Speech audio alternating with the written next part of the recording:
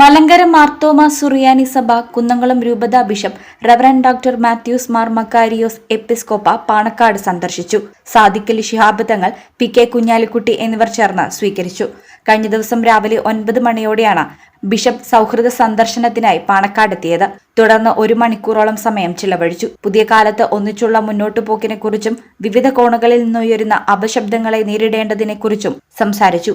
മുസ്ലിം league Malappuram ജില്ലാ secretary PMA Sameer, youth league സംസ്ഥാന secretary TPM Jishan എന്നിവരുമുണ്ടായിരുന്നു. ഈ ചാനൽ മലപ്പുറം.